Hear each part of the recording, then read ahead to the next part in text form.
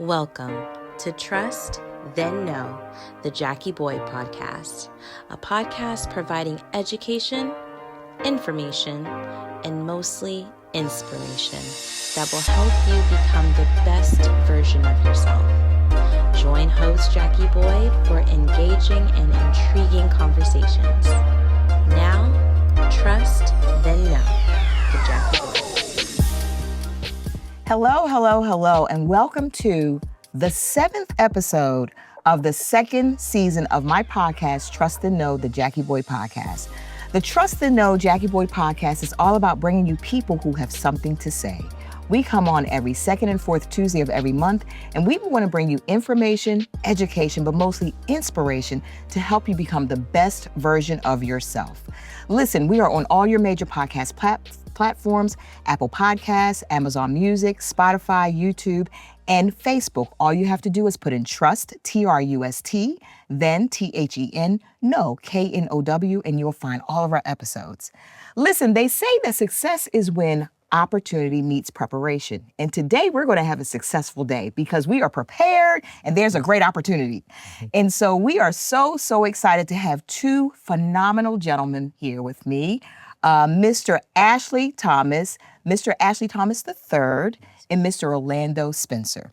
Mr. Ashley Thomas is the national president of the National Association of Real Estate Brokers, or NAREB. And Mr. Orlando Spencer is the president of the local board of Jacksonville's chapter, FCAR, First Coast Association of Realtists. And I am so stoked to have them both here with me today. Hello, gentlemen. Hello, thank you for having us. Great. Absolutely. Listen, the reason why this is so special is because the National Association of Real Estate Brokers every year has a flagship event called Realtist Week. And that's when every local board across the country comes together to bring information, education about home ownership. And Mr. Ashley Thomas, our national president, is here helping us to kick off our Realtist Week. And we are so excited about that. So gentlemen, I just want to jump right in. First of all, welcome. Thank you. Thank you so much. How have you enjoyed Jacksonville so far? I love Jacksonville. I mean, the food is great. People are great, so it's a great opportunity to be here locally. I love that. You hail from LA. Yes. That is your city. It is my city. And you are the owner of a brokerage that you've been the owner of for about, 25 years? So I've been the owner of the brokerage for about 13 years. 13 years. I've been in the business probably a little bit over 25 years. Okay, got you. Yes, Got you. And you are the 34th president of the National Association of Real Estate Brokers. Yes, very honored to be able to serve the membership across the country. NAREB, as you know, has over 115 local boards. Happy to be here with Mr. President himself of Jacksonville. But yes, so it's a great honor. It's an honor to serve, and it's an honor to do great work. So I know that you started, when you first got in the business, you started in property management? I started off in lending, but I added property management later through one of my great mentors, Miss Evelyn Reeves. Okay. But I started off in lending, then graduated into real estate, and then added property management. So we're a full service brokerage out of Los Angeles, California. Wonderful. And Mr. President, you started about 12 years ago? But you started as an investor when you first got in the industry? Oh, yes. So my first baptism to real estate was a flip back in 2000. And then from there, just investing in it, actually got licensed back in 2016. That's when I actually went in formally. And definitely, thank you so much for having us on this podcast. And thank you, Mr. President, for taking the time to come out to Jacksonville. This has been a phenomenal time so far, and then next week is going to be explosive, of course. We're so excited. Well, these two gentlemen obviously live across the country from each other, but they share a lot in common, and that is that they have a love and a passion for community and real estate. As Mr. National President says, that real estate is more than a transaction. It's more than a transaction. It's about people. And at the core of everything we do a lot of work. We do a lot of policy work, advocacy work, but at the end of the day, it's all about helping people get in homes and making sure they have a fair chance to do that. So I just want to jump right in with you, Mr. President, with everything that's happening in the country right now. Yes. Everything that's happening nationally. I know that you're big on policy. Let's talk about how policy impacts homeownership. Just take the viewers and listeners through how that actually happens. Yeah, absolutely. So I think we can go back and we can talk, there's certain sound bites that you hear from people. They'll say that today the homeownership gap between white households and black households is 29%, which is greater than 1968 before the Fair Housing Law was enacted. We've dealt with decades of discrimination, segregation, Jim Crow. And so each of those things allow for policy to really come and play a correction in the marketplace. And so what we believe is that the gap was created through policy and it can be corrected through policy. And so we really want to make sure that we are at the table in the conversations and we're speaking on behalf of our communities at all times. So Wonderful. So policy has a great play for us, as well as education, but we definitely want to make sure that if you want to buy a home, it is the American dream. I still believe that it is the American dream of home ownership. And so if we want to buy a home, we want to make sure that we support you in those efforts. So let's let our viewers and listeners know, let's go back a little bit, because we know that NAREB was founded in 1947. Yes. Why was it founded? So NAREB was founded because we saw a need across the country. So there were local boards spread out around the country that really focused on housing and home ownership in the Black community.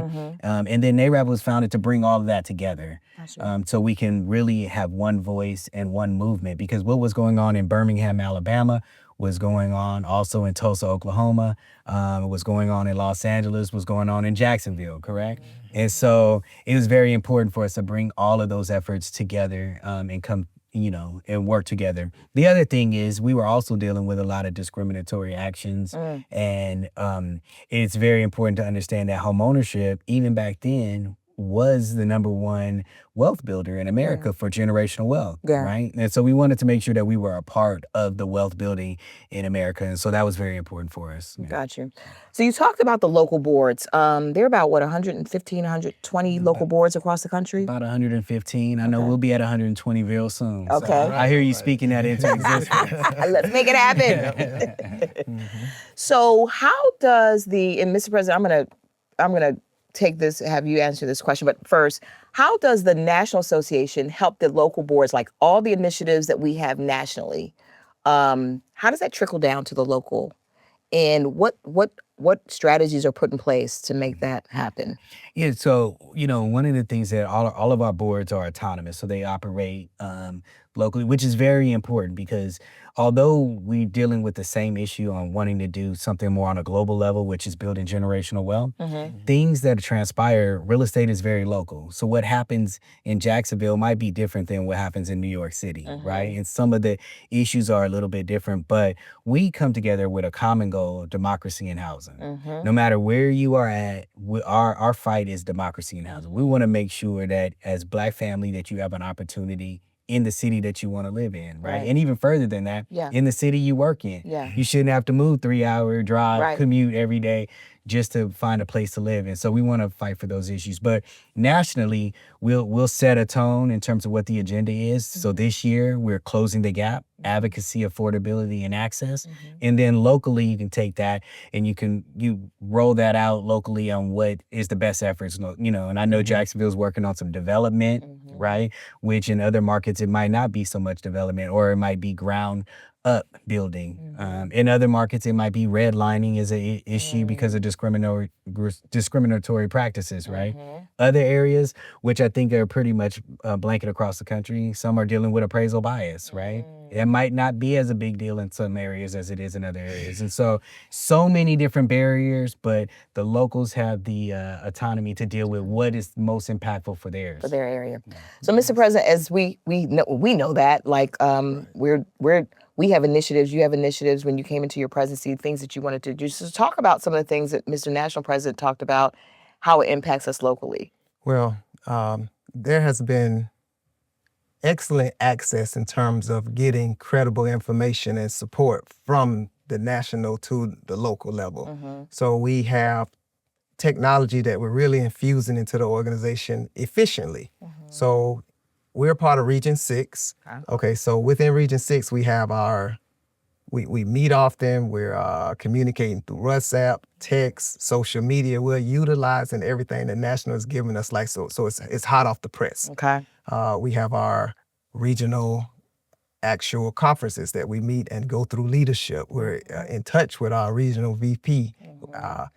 Just yesterday when we had our power brunch, we got a visit from the president in Tallahassee. We invited him over. We're discussing some things because he is a development instructor in the Development Academy, which was started by NAREB, right? Okay. So you have all these, it's spread out, so these resources are phenomenal, and we just have to continue to be efficient with, okay, who? Not how all the time, but who can I get in touch with? And more than likely, that resource is within NAREB. And a lot of times locally, our strengths, fortunately, you know, God will put something in your head and it's just like, you got to run with this. And then your local membership can push those. Yes, execute it. So we're just trying to continue to be efficient with it. So, you know, locally, you know the three things we want to do. Right. We want to collaborate with those that can help us push that gap so that it's closed down. You know, we're doing more keys at closing and people are strengthening their businesses a lot more. We want to partner. Definitely, we have some strong partners where they have a true heart's desire to empower our community. The urban core and even out in the rural sticks, let's just obtain more assets. And then finally, you know, we want to get a headquarters. Right. We feel like as a leader in our community for what it takes to get democracy in housing, we should own assets and improve them. And that's what we want people to do with homes. That's how they're going to become more sustainable. So I know I kind of like went kind of wrong, but it's like, it's just a wonderful question to just to see how all these things funnel down come together to make each local level more powerful by us leveraging each other's strengths. Right? Got you. So let's stay on that national to local type of conversation for a minute, because I know we have our 5 pillars.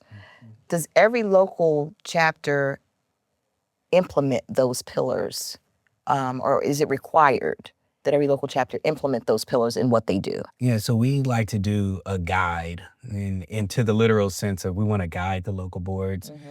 Some of our local boards have been around longer than the national, right? And we, you know, so Empire Board of Realtist, we have out of New York, we have boards that have been around longer. And so they could have their own mission, things that are going good. It just ties into what we're all doing. So we do have our 5 pillars.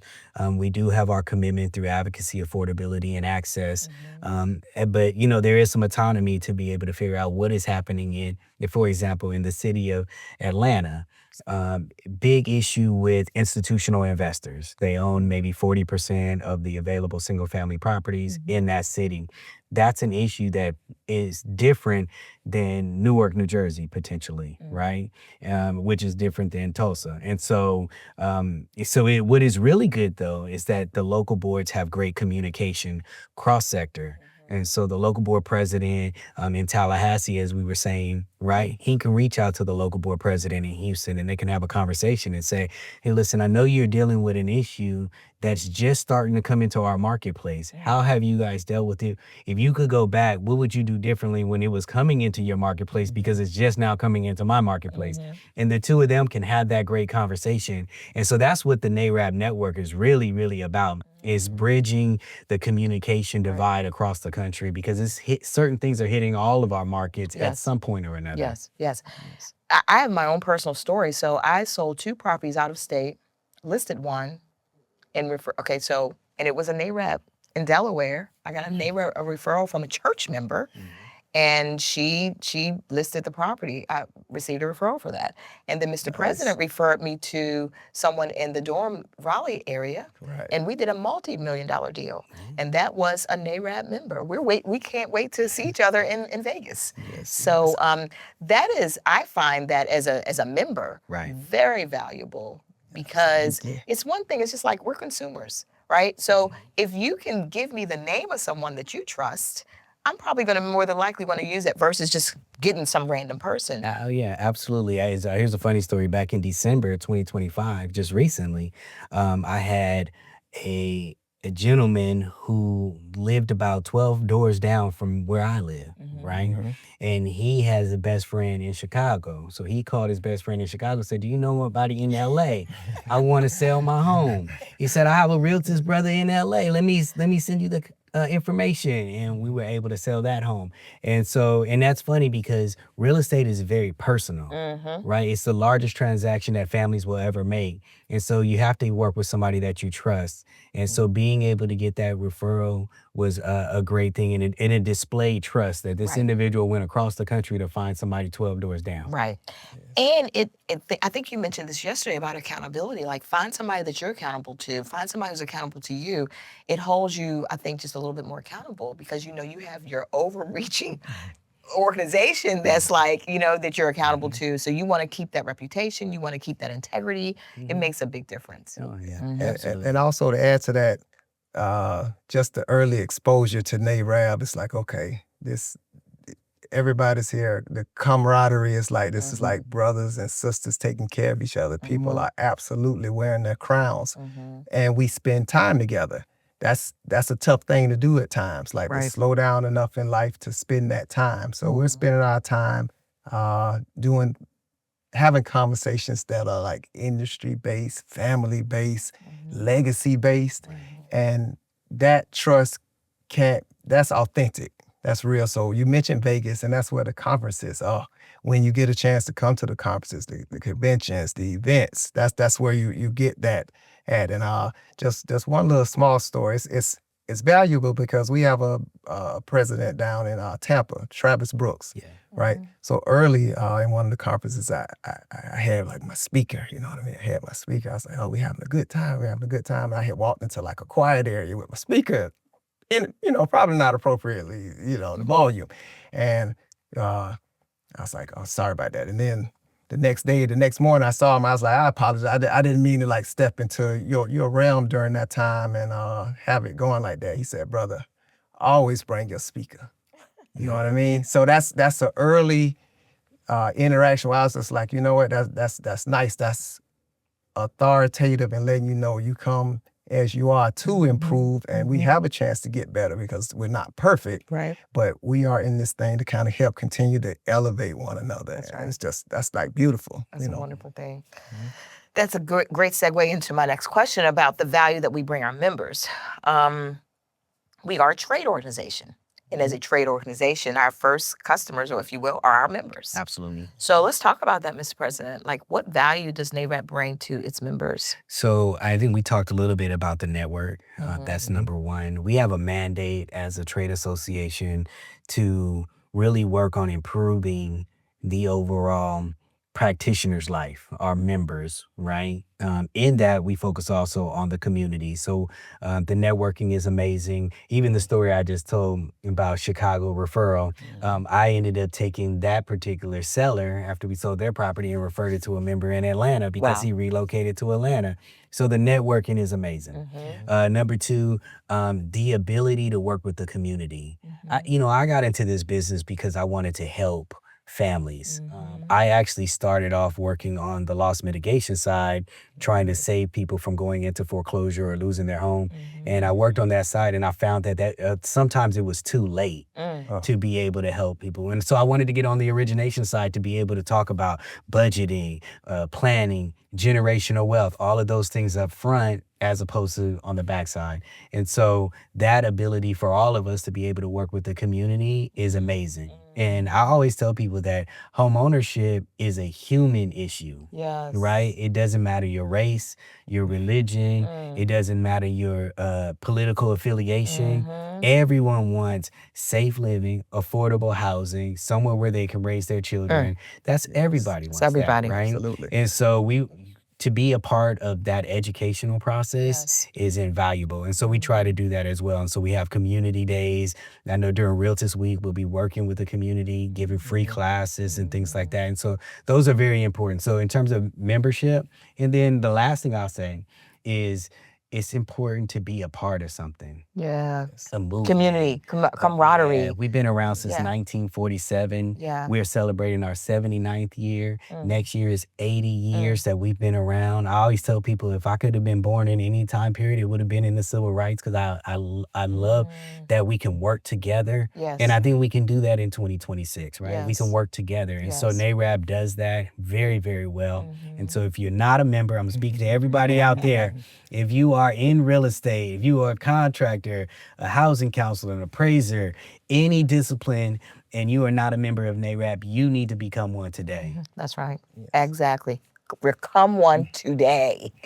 Membership is so important because the members, we're the foot soldiers. Yes. We tell the story. Yes. You know, we care. And you said yesterday, everybody is on the membership committee. Everybody. Yes. We are all part of the membership committee because that we should be proud to want to share that. Absolutely. And want to bring more members in. I mentioned that someone who called and she owns a business, but she was in between her business moving from one location to the next. And by trade, she's a interior designer. She said, "Hey, how can I get plugged in?" Guess what? She's a member of NAREB now. Right. Yes. And then when we went to the midwinter, I had an opportunity to talk to some leadership there. And he said, "There's not a person I do business with. If I'm giving you my business all year, surely you can pay that $135 or $150 or $200. Right. Yeah. Surely you can. Depending on where you are. He said, "I'm not going to do business with you if you don't." Exactly. And I said, that's huge. And that's a powerful piece. Aligning with people and organizations, companies that share the mission to move this thing forward with democracy and housing and closing the gap. So, because we have had wonderful partnerships. Wealth Watchers is a very valued partners of That's of one of our ours. local partners. Yes, that's one of our local partners who are really working to help people who, initially, they come to the table and a person may not be able to qualify for this home that we keep talking about, home, like the magic word. We want to give you keys, but they have the resources at time with credit counseling that is educated, experienced, in order to get them to the level where we can begin to say, okay, now we can start talking about actual home price points that are good for you. Like, we want you to purchase the property and be able to maintain it, improve it, and possibly with legacy, pass it on, turn it to a rental property. These are conversations that are happening like within the Realtist camp that's probably not happening in many other places. Yeah. Because we have had these experiences where, what do you think this asset would do for you 10 years from now further, right? So that's one thing. And then obviously other organizations that have a loud presence or a strong resource lending presence. Those are the partners we really want to pull in and just continue to expand the voice. Right. Right. So. And there's no way you can be a part of an organization like this and not have you got to be involved in your local government. Yes. You got to be involved with your local government. Absolutely. We're going to be going to City Hall on Tuesday for our day at City Hall, a part of our Realtist Week. But Mr. President, talk about that, because you talked about that a lot yesterday. Yes. I think that we have to, a couple of things with going to City Hall or going to Capitol Hill or going at any level of government. Many of these individuals ran to support our communities. And just our presence is supporting them as well, right? To know sometimes they're in a room where they're feeling alone and they need to see that the realtors are there because we know that they're fighting on our behalf. So that's number one, and that's a good thing. The second thing is that if we're not there, then our opinions are not counted. Right. And so we have to do that. And one of the things that we are promoting, because we do this, and most organizations do a day on the Hill. If you can be the physicians or the attorneys or the real estate brokers, they're going to do a day on the Hill. We want to be consistent about that. Right. We want to have, even if we have to split it up and say, well, you 5 go this week, you 5 go the next week. We want to do that so they know that, I don't know, but every time we open these doors, there's realtors in the room. So we got to make sure we take care of our realtors and the Black community and all the things that they represent. And so that's one of the things that we're focusing on moving forward. I love that. Absolutely love that. So I know we do have some phenomenal and exciting things coming up. And talk about that. When you're going to be in my city, I'm so sad that I'm not going to be there for the bus tour in Baltimore. But talk about some exciting things that are coming up happening pretty soon. Yeah. So absolutely. So we have a lot going on right now. My team is saying, "Hey, listen, Mr. President, we gonna." I said, and we look at it because there's so many different barriers. Yeah. What my barrier to homeownership could be is different than yours and yours, right? And so we want to meet everybody where they are at. So we are doing an 8-city bus tour. It's called the Affordable Homeownership Bus Tour. We will start in Philadelphia on April 25th, and we're going to visit 8 cities in 8 days. So know that I'll list the cities, and you just know that that's the next day. We're going to spend over 40 hours on the bus going from city to city to city, from beginning to end. But what's very important about that is we wanted to do this because it's a commitment to the community. So if we can spend 40 hours on a bus, then I want you to give us 2 hours of your time to get all the information. So we're going to start in Philadelphia on the 25th. We're going to go to Baltimore, Detroit, Gary, Indiana, Kansas City, Missouri, Memphis, Tennessee, Little Rock, Arkansas, and we will conclude in Tulsa, Oklahoma on May 2nd. And so we're very excited about all of those opportunities. The realtors on the grounds for those particular areas are very, very exciting. And I'll give a little bit of insight for 2027. We are already making plans to do a more southern route. So understand that we'll be coming down to the area. And so when you get back into advocacy, this is the time where you're going to have to advocate for your areas, but we are going to do a more southern route next year. We're doing a starting on the East Coast, moving into the Midwest a little bit. Then we're going to do a little bit more southern route next year, and so we're very focused on that. Part of that, what will happen on the ground, we're going to be having classes, home ownership vouchers to housing vouchers to home ownership vouchers. That's very important to us. Heirs property rights. We're losing so much wealth because properties are not recorded in title right, and so it gets handed down, but then something happens and we lose the property. And so we want to make sure that we are preparing. We spend all this time paying these mortgages, getting the house together, that it's handed off properly. So heirs property rights, we actually will have attorneys on site. You can bring your questions out and have one-on-one private conversations as well. Home ownership counseling, right? We know over the last 12 months that over 750,000 people have been laid off, a lot in the Black community, right? Over 300,000 Black women have been laid off. So if you're struggling with your payment, or you think that you will be struggling in the upcoming months, you can come out and get free housing counseling, so we can have an actual HUD counselor on site to talk to you about that. If you're a first-time home buyer and you want to talk to somebody about buying a home, you can get that counseling as well. And if you already own a home and you want to have a conversation about expanding your real estate portfolio, we will have experts on site for that as well. So all things home ownership will be on this tour. But again, those are 8 cities, but we are in over 115 cities across this country. Yes. So what I want to tell you to do is go to NAREB.com, find someone local to you, reach out to them and have that conversation, because we have experts across the country.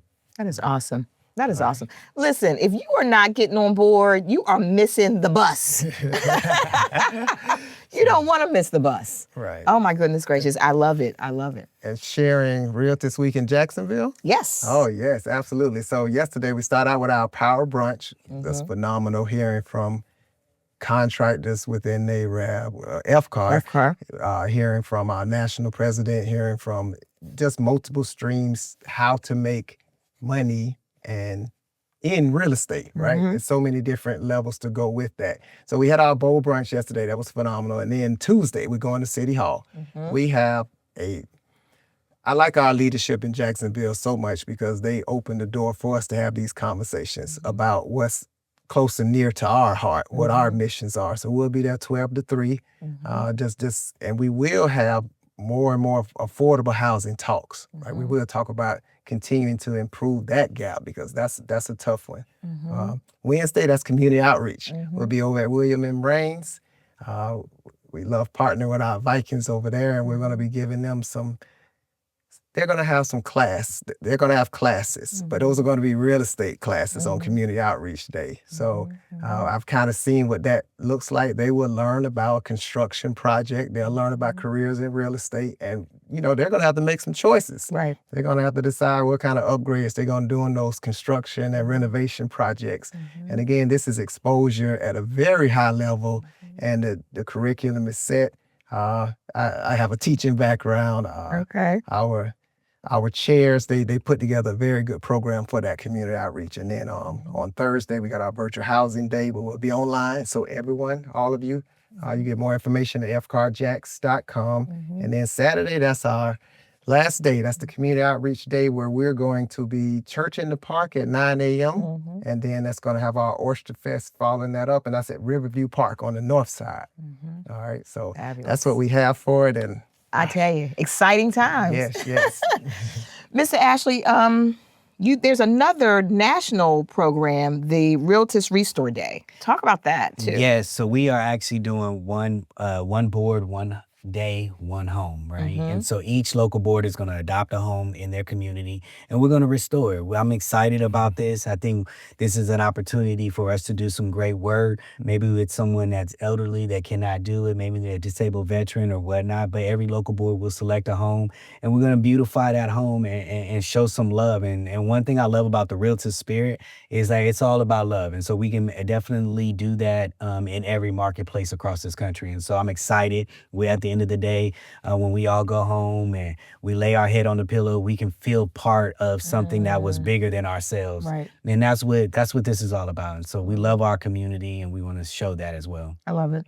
I know one of the things we did locally, we have one of our sponsors, one of our very supportive sponsors, Landmark Title. We helped them build a wheelchair ramp last year. And we're on board for this year to do two more wheelchair ramp buildings with them. So that's something that we do. But we may have to take that a little further and not just build a wheelchair ramp, but do a little more on that day. And I think that gets back into advocacy when we talk about advocacy, right? Advocacy doesn't have to be this grand, we're going to change the way lending is done. Yes. It doesn't have to be all that. We can advocate for speed bumps in the neighborhood where children are being hit by cars or anything like that, because we are the community defenders. When we talk about our NAREB pins and our shields, it's a shield. Our logo is a shield, meaning that we are the protectors of our community. And so all things real estate, we want to continue to do that. So I love service, and I'm glad to be connected to so many people that do as well. Oh, that's wonderful. I love it.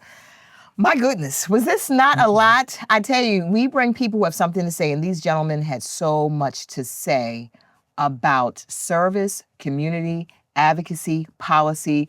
Real estate is more than the transaction. I love that, because it is. It's not just paper signings. It's not just brick and mortar. It is about people. Yes. Helping people become homeowners. And so many people want that. They don't think they can.